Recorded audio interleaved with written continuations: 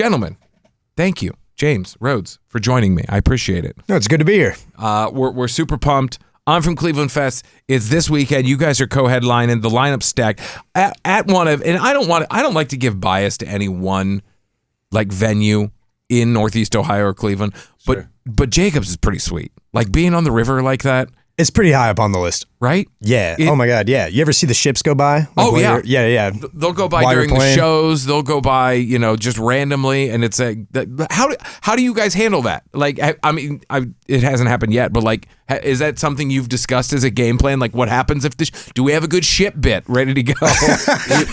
We've actually played there and a ship's gone by. Okay. While we played there, like we played there on a previous occasion. Yeah. Largely ignored by us, I believe. I don't know if we acknowledged it at all. I think we just continued with what we're doing. We're professionals. Maybe we should work something out, It's a tricky thing, though, because if you're going to do a bit with the ship, it's got to be good. Right. So you do have to talk about it beforehand, but if you're not going to do a solid bit, you just got to let it go. Yeah. Right. Right?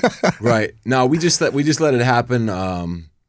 Industry happens in Cleveland, and we're Clevelanders, so we just let it pass by. So the history of the band, for those who don't know, Tropidelic, Rhodes, you and a buddy, no longer with the band. You guys met in Kent State is kind of when this happened? Yeah, I started the band at Kent State many years ago, and it's gone through a few iterations, but the last 10 years or so, we've been on the road hard all over the country, sometimes other countries, and it led us to where we are today. So tell me, let's travel back to the 2000s, because I was in college in the 2000s as well. Uh-huh. How was it different trying to build a band in the 2000s as opposed to how it would be if you did it today? That's a loaded question, but it was a lot of word of mouth. Like, for example, in the early years at Kent State, we were passing out handbills. We'd stand in between the most high traffic areas on campus and just mass distribute handbills. We'd take over the computer labs and burn demos in every computer. I love it. Yeah, guerrilla warfare, baby. Guerrilla. They changed the promotional rules at Kent State because of us around 2008, 7, somewhere around there, But nowadays, everything's digitized. You pay your ad agency, you run your meta ads, and you let it ride, But it's quite a different thing that we've kind of gone through the career of this band. What was it like trying to find like members though? Like, because promoting is obviously one of the hardest things, but like right now, if you have a saxophonist who can no longer play with you guys, I'm sure you just Google, hey, saxophonist in whatever city I'm at. Like, you couldn't do that when you're building a band back in the 2000s. Right. So we've had guys over the years that were straight up from Craigslist. I forgot about Craigslist. Oh my God. There was a couple of musicians sort of form ad kind of places like that, but James and a couple of other guys were actually fans of the band before they joined the band. Cool. Yeah. Right. We used to open for Tropidelic, my high school band, yeah. What was your high school band name? I'm obsessed with high school band names. Oh, you're going to love this then. We were called the Glow Pop Jiggly Jams. Yeah, Peabody regulars. We were around. That's fantastic. Like what because Tropidelics is it's a unique name as well. How did we stumble upon that? I think it's like hard for me to remember early on. So this is very non-traditional. Like many people say, I'm going to start a band. I'm going to go all in and do this thing. Ours is very opposite. It was just like a fun party at Kent State. And I think at one of those parties, someone said, I got a great name. And you just take tropical and psychedelic and put them together. And I was like, aha. And it's one of those ideas that's so good. You're like, this has to have been done before. Like It has to have existed somewhere on the planet. But obviously you're not Tropidelic 182. You're Tropidelic, so no one else had it, right? Right. And we have it trademarked. But you trademarked for specific purposes. And coincidentally, a couple years ago, I think it was Bath and Body Works got turned on to how great a name it was, right? And they released a whole summer line called Tropidelic. Yeah. And it just flooded our scents, feeds. Candles, everything. Did it smell good? It's fine. It smelled probably what you like pineapples or coconut, right? Poison. Sure. Yeah, exactly. Yeah. It's poison. Yeah. So now I'm not. Fun fact: I'm not a lawyer, hence why I'm talking to you on microphones and not in a law office somewhere. But so they were fine to do that because your copyright is for music and theirs is for smelly stuff. Correct. There's trademark differences. Like you have to have an intent of use sort of thing. So okay. they were in the clear, but they certainly Googled the name and saw like, oh, this is in use to some degree, and it's a good name. Yeah, so they used it, but we were inundated with pictures and like, you know, everyone was like, oh my God, you know, like this is Tropidelic scent or whatever. Like, no. You know, And momentarily thought we might have hit the lottery. Right? Yeah. You're like, oh wait, I get There was a these second guys. like, wait a minute. We're never gonna have to work. We can just play wherever we want because we're gonna make billions of dollars from Bed Bath and Body Work. Right. I'm sorry that didn't work out for you guys. No, it's okay. We have to find another day. I do have to. I always go through just a scroll session on your guys' social media just to see what's going on with you guys. You guys all cat guys? What's going on with that?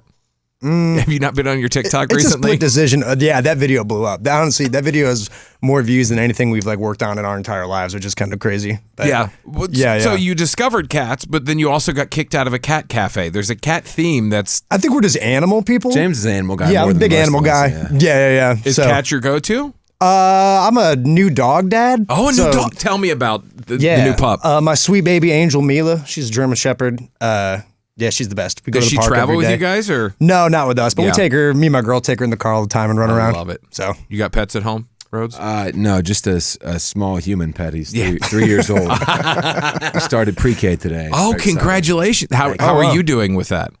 Good. I was in the studio largely, so I missed some of the drama, but I think he handled it well ultimately, and I'm proud of him. How are you set it? So I'm a dad of 3. Mine are 13, 10, and 7. Okay, so a little older. I'm in the thick of it. Yeah, are, sure. are you eyeballing? I mean, you've got an Indians hat on. Are we ready for T-ball? Are we ready for football? What are we thinking? I'm hoping to get a lot of touring in before those days happen, but yeah, it's certainly going to happen. Yeah, for sure. I absolutely love. Like, I'm a youth coach. I'm so involved in that world. Oh, it's amazing. That's exciting. Yeah. It's like, you think walking on stage is cool. Wait until your son gets his first hit in baseball. I can imagine. You're gonna cry like a baby. Yeah, I'm sure I will. Electric. I will, yeah. It's absolutely amazing. It's great.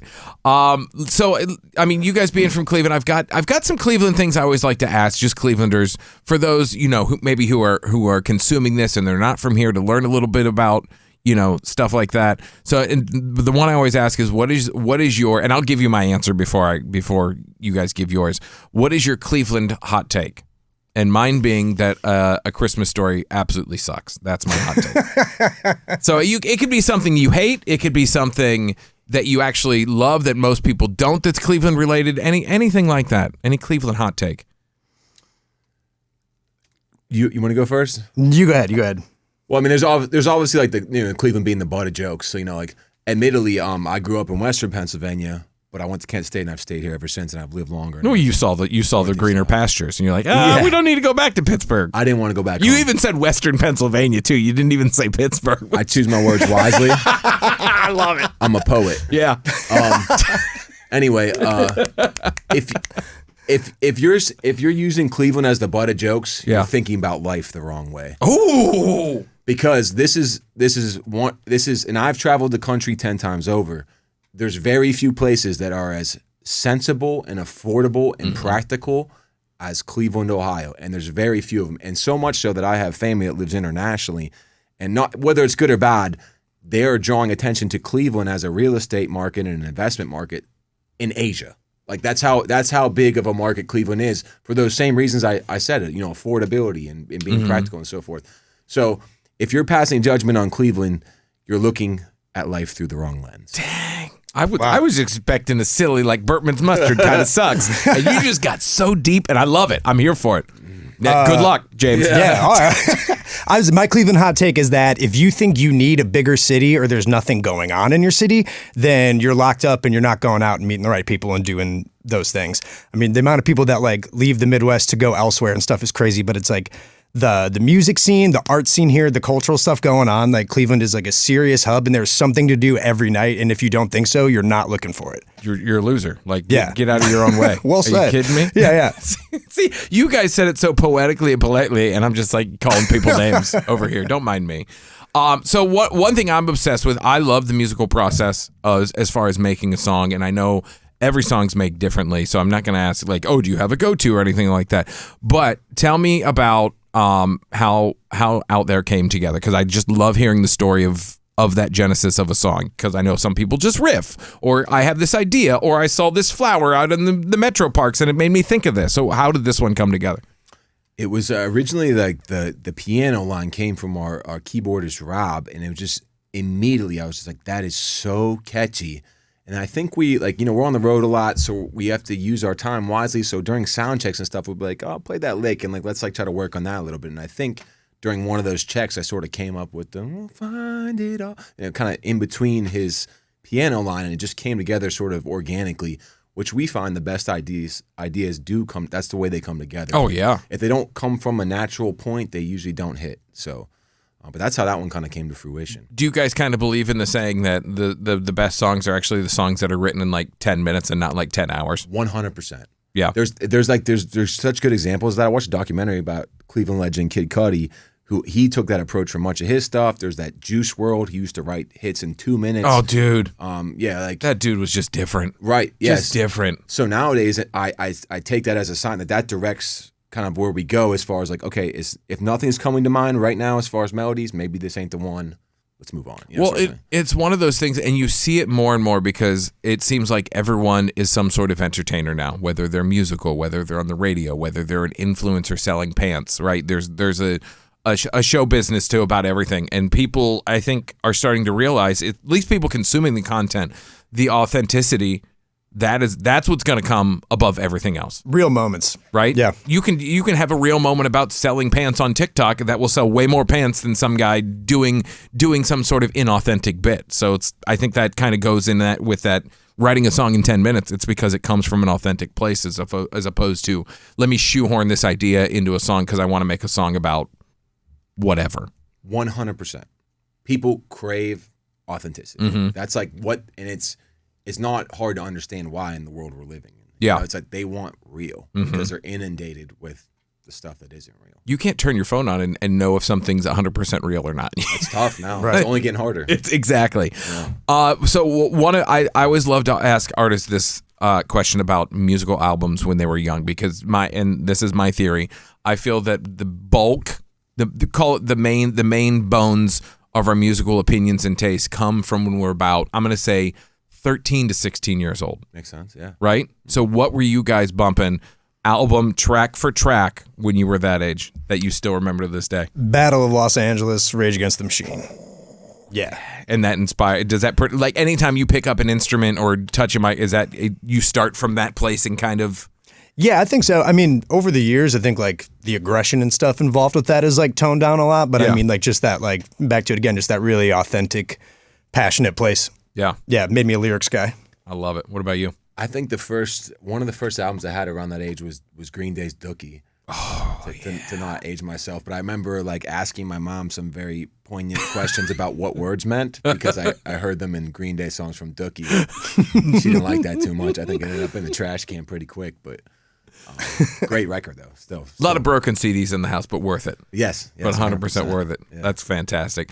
When you guys are out on the road, when not making music or sleeping, what's the go-to time passer? What are we doing? Are we playing cards? Are we on the Xbox? We hit the gym a lot, honestly. Really? Yeah, we hit Planet Fitness every morning for showers and workouts. That's pretty much the move. So everybody kind of gets their stuff in there, and then I'll go skateboarding a lot. Okay. I like doing that too. Boxing gyms, super cool.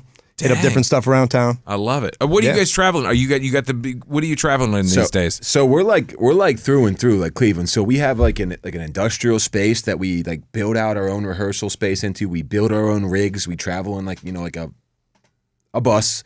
But largely build ourselves. As we've gotten a little more successful, we'll rent buses as well. But we're very unique, not just in our scene, but in general as far as bands go. We're like, we're at the gyms.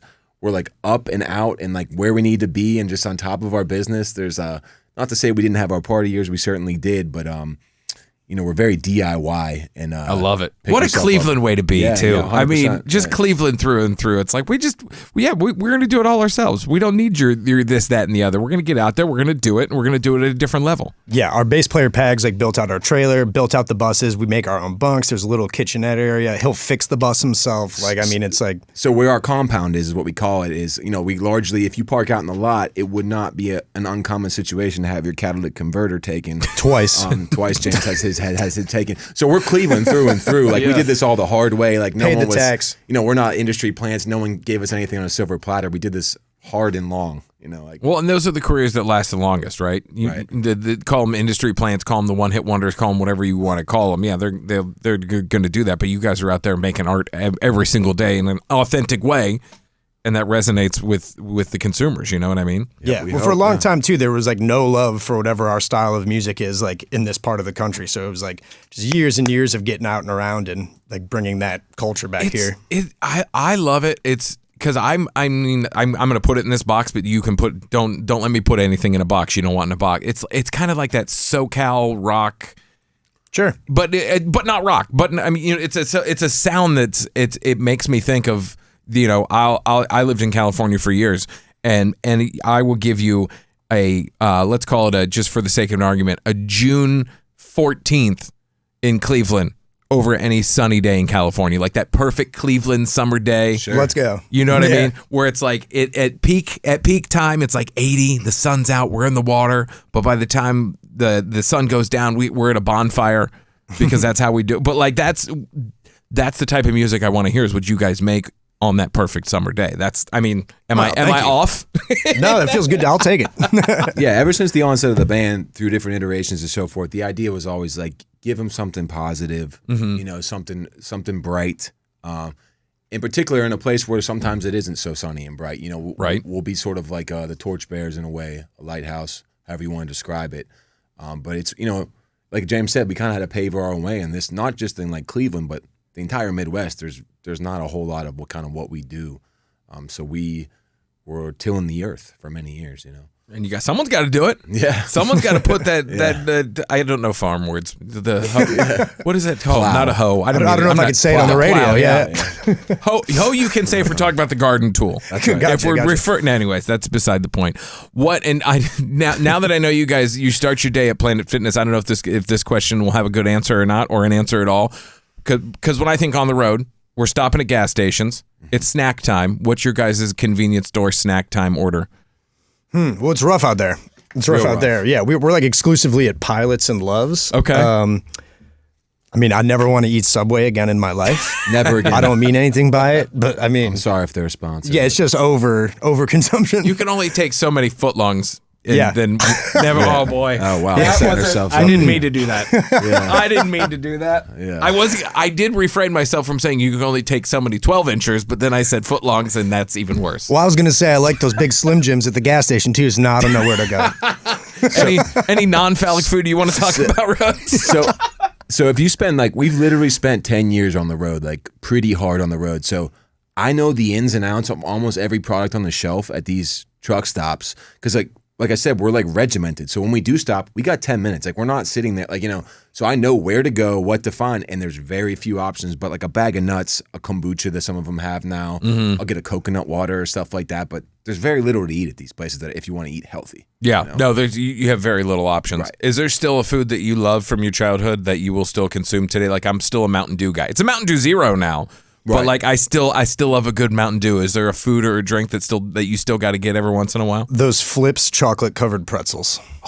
Yeah, chocolate or vanilla. I love pizza.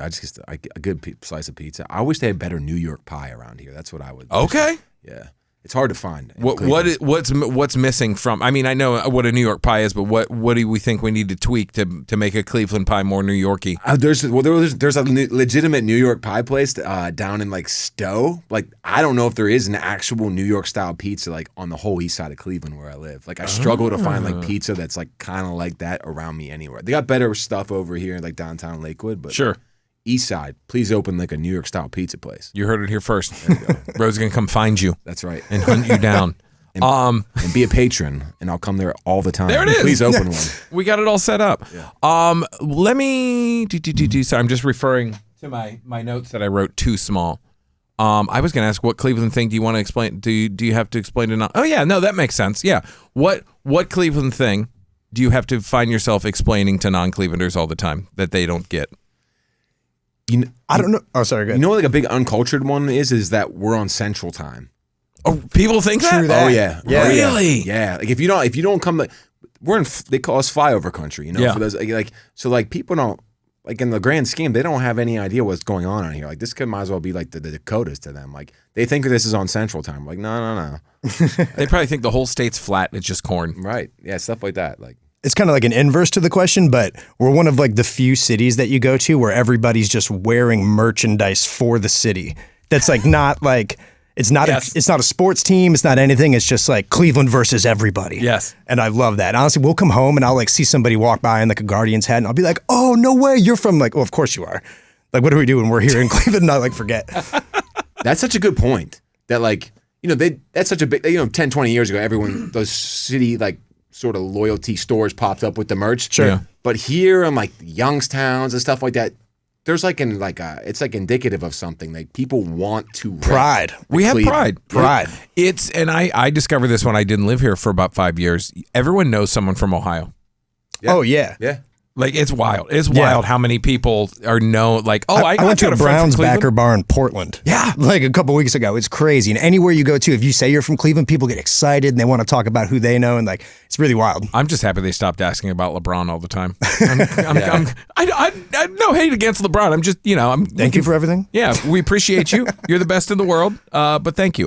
So as far as writing and creating, I always ask this one too, and I love it because sometimes we get a little nugget and then we hear a product of it down the road. As far as writing goes, did you guys write anything today? Even if it's a note in your phone or something in your brain, or because you guys are constantly thinking of like not even looking for inspiration, but sometimes inspiration just pops up, right? And you got to make a note about it. Sure. I'm a 4 hours into the studio today already to leave. I left to come here and I'm going to go back afterwards. But to your point, yeah, like I have years of voice memos that are just in folders on my laptop. So like it's a constant nonstop, and lots of our ideas, which is getting crazy with the AI now, start from just like humming into my phone. Like that's where it starts and then it goes from there.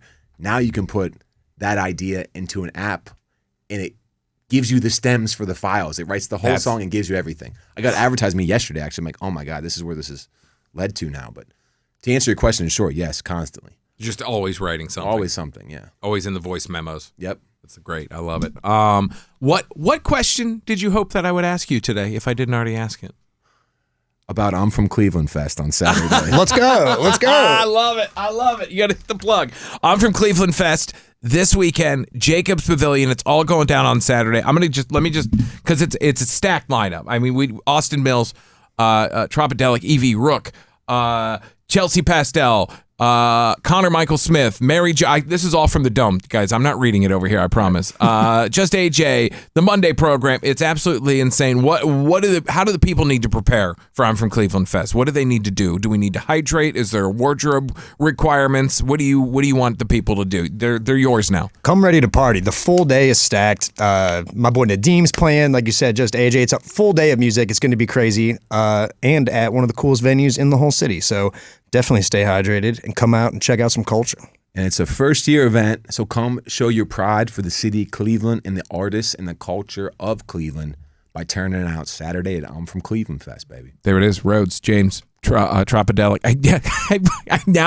I know to say Tropidelic, but because I accidentally said Tropidelic once, now I'm just all in my head about it. Yeah. It's Tropidelic. It's not Tropidelic. Don't mess it up like I did. Go see them this weekend, Jacob's Pavillion. Guys, you're welcome anytime. We'll get you a key card to come back, okay? All right, man. Thank you. Appreciate it.